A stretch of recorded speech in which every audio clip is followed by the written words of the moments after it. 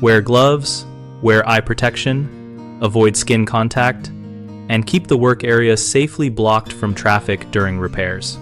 When repairing a home fixture or surface, focus first on assessing hazards and isolating the area. Remove loose debris by hand and with a vacuum designed for fine particles, and use a damp cloth for residual dust to reduce airborne exposure.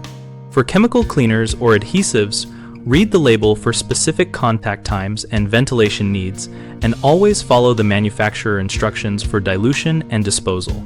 Put on nitrile or heavy-duty work gloves depending on solvent exposure, and choose splash-resistant eye protection that fits close to the face for tasks with flying particles or splatter.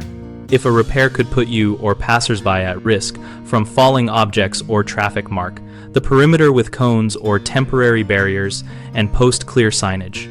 Keep children and pets well away. Finally, plan how waste and used materials will be contained and disposed of to prevent accidental contact afterwards. The most common mistake is skipping personal protective equipment and assuming short exposure is harmless. And the fix is to make protection the first step of every repair, even for quick tasks.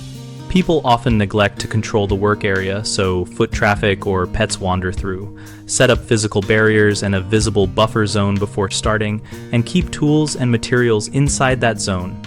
Another frequent problem is misusing chemicals because people mix products or ignore ventilation requirements. Always use only one chemical at a time, read the label, and ventilate by opening windows or using a fan that exhausts outside. We run BigHomeProjects.com to help homeowners find and connect with local contractors for projects and repairs related to these safety practices.